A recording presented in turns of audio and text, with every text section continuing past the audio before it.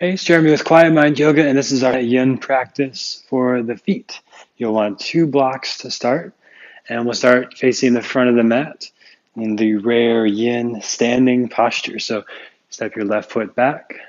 From the side, your legs create a triangle shape. Fold at the waist, at the hip points. Hands come to the blocks. They're at the highest setting under the shoulders. To keep the focus off the back's more neutral, and focus on the right back of the leg, folding at the waist so you feel more emphasis on the back of the right leg. So you might feel this in the hamstring or the calf, or even under the calf in the soleus at first. But we're just going to have a couple of different angles with this to emphasize different parts of the back of the leg. First, we'll stay here a couple more breaths. All right, so we're just starting right into it. So take a minute to just connect to your breath. Feel the sensation in the leg.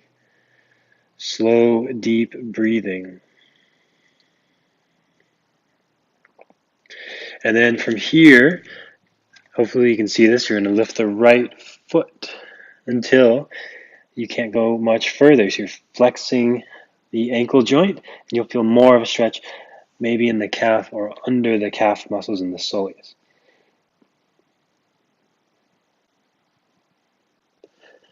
It's okay if your back rounds a little bit. Mine does here. Naturally starts to do that. It takes a lot of awareness for me to keep it more straight, but it doesn't actually take much out of the back of the leg when it starts to round for me. So you might have a little bit of mobility there where it doesn't really affect the stretch in the leg, and that's okay. Slow, deep breaths into this spot. Right foot comes down.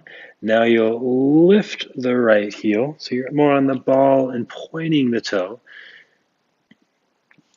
So you might feel this more in the shin in the front of the lower leg. The back heel can be lifted or down. As long as there's not too much going on there, you're focusing more on the right leg. And then we'll lower the foot down to neutral. Step your back foot back a little more, just far enough that you can still get the heel down, but it's a wider stride. And lengthen the spine here. Lift through the right hips. So the hips or pelvis is neutral on the back. You can put a tray on the back, it's neutral. Lengthen the spine. And then fold at the waist. Maybe you feel this a little more in the back of the hamstrings, the back of the upper leg. And if not, you could scoot that left foot back a little more till you do.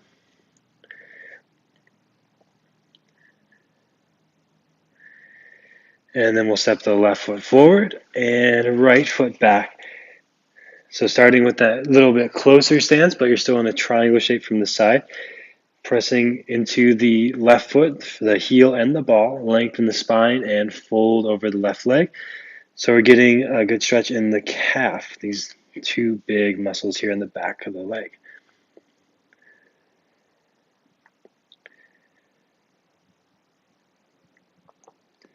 We'll go more into the feet themselves soon, but we're kind of working in all this area because it's all connected, of course, and working sort of through the back of the leg down to the foot. And then from here, you'll lift the ball of the foot so you're on the left heel, pelvis neutral, spine long.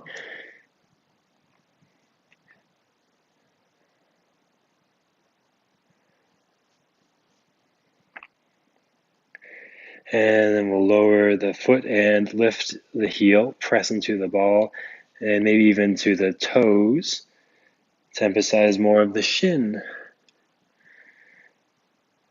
And my back heel started to lift, so you might feel that helps or it might distract. So if you notice that, you could lower the foot down or you can lift it up. Either way is fine, as long as the emphasis is on the left shin for this.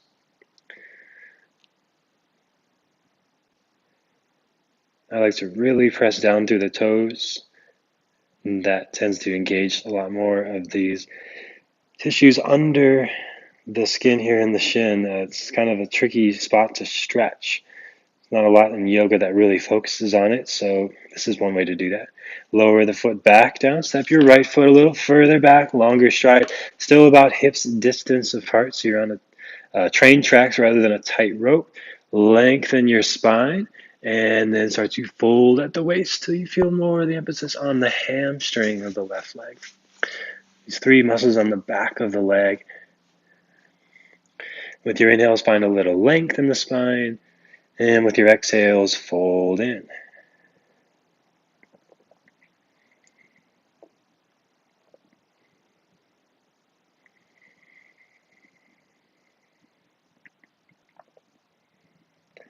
Last little bit here. And then we'll step it forward, feet at the front of the mat. Move the blocks. Step back to downward facing dog. And then pedal the feet out, shifting weight side to side in down dog.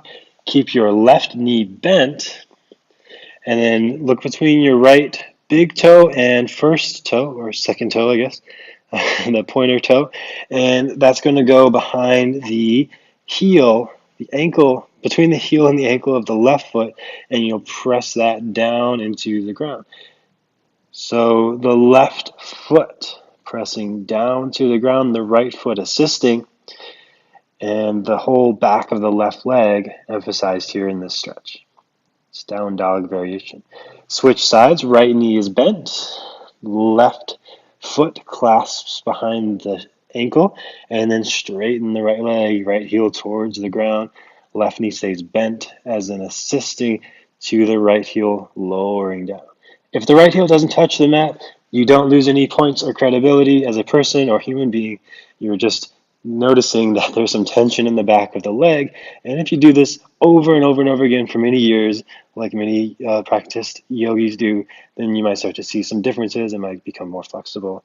So all that means is just a matter of practice and consistency and trusting and listening to your body. Sometimes there are some things that just are not accessible to some people, and it doesn't make you any less of a practitioner or any less of a person, of course. We'll come back to center, down dog, pedal the feet out, shift weight side to side. Maybe heels touch, maybe they never touch. Doesn't matter. Just shifting weight in the body, feeling out the backs of the legs. Come down to kneeling, and then tops of feet are down on the mat, and you'll sit back towards the heels. And then from here, we're going to lean onto the hands and start to lift the left knee and then the right knee. Now the emphasis is on stretching the front of the ankle joint. Again, a pretty rare movement in yoga postures. So a pretty necessary movement for a lot of us. It's never, unless you're a swimmer maybe, there's almost never using this shape of the legs. We're so often going the other direction, flexing the ankle joint.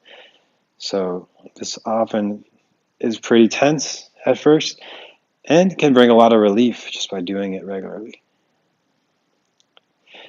Now we'll come back down, give that a rest for a moment, and then we'll either go right back to that same shape or use your hands at the heart, make this a little more of a challenging balance posture. I don't know of any name for this, but I would put it in the yin posture category. If you've got a clever name for it, please let me know. And if you want a little more challenge here, you can extend the arms up overhead. As with any balancing posture, it becomes a lot more challenging when we take our appendages away from the center. Holding in breathing, focus your gaze at a single point.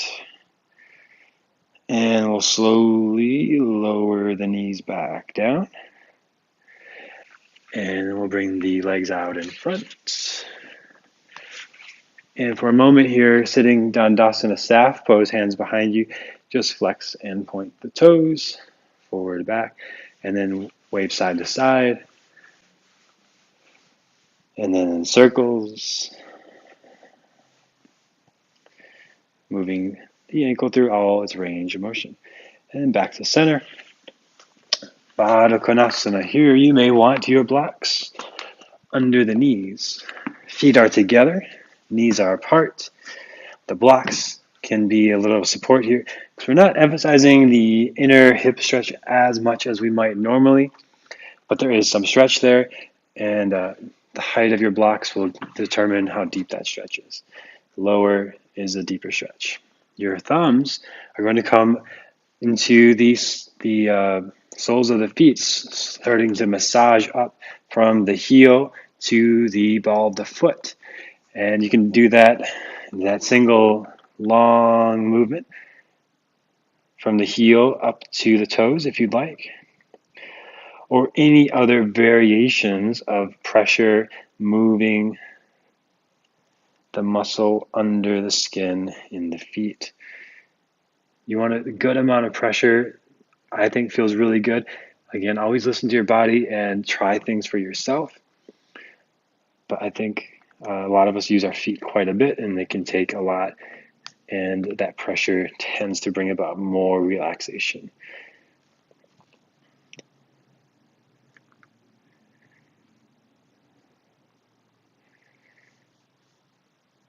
So while you're doing that, you can increase the intensity of Baddha Konasana as it's often intended by folding forward at the waist. Elbows can press into the thighs to press the legs down and apart.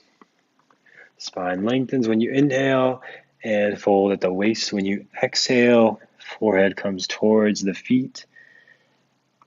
And now you can do a smell test to make sure that you've washed your feet properly for today, or maybe they could use a little more attention at some point throughout your day. And we'll start to keep massaging the feet,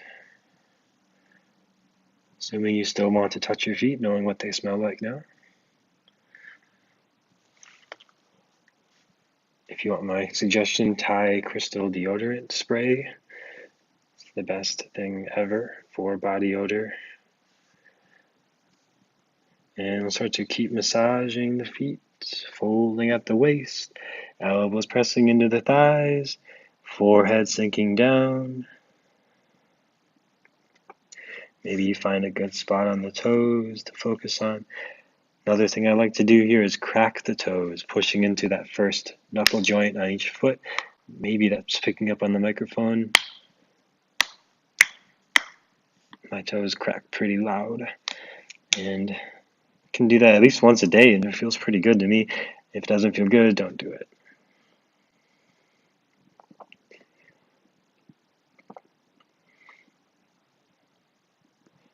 And then if you are so inclined, if you want a little more here, you can interlace your fingers with the toes, stretching the toes out.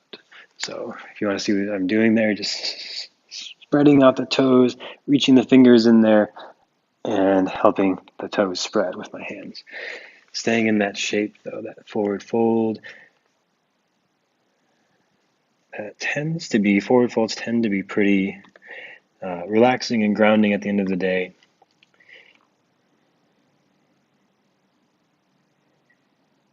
Longer exhale, sinking down, spreading the toes with the hands.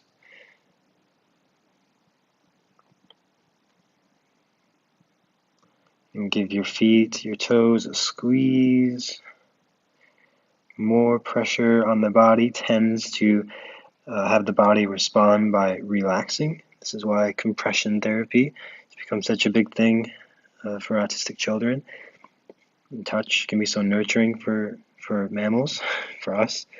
So a little pressure there on the feet might feel pretty relaxing. And I'll start to come back up, release the feet. Lean back on the hands. Legs out in front of you. Move the feet in circles, forward, back, side to side, any way that feels good. And then we'll come down to the back. And from here, we'll make any last little adjustments to feel comfortable. Deep breath in through the nose. Exhale through the mouth. Inhale, nose. Exhale, mouth. Inhale, nose. And exhale, mouth. Normal breathing in Shavasana. Just briefly tonight, a short minute or so here, just resting.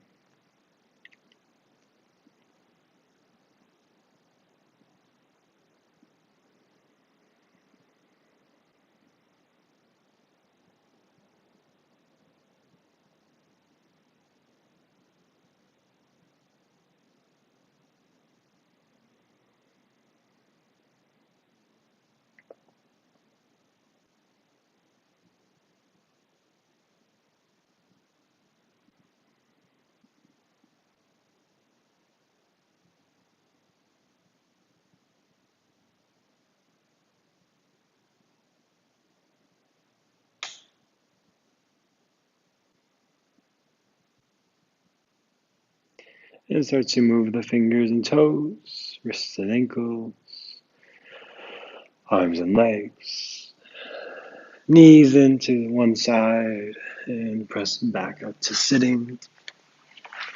Comfortable seated posture, hands at the heart, bowing the mind to the heart and to each other. Thank you for sharing your practice tonight. Namaste.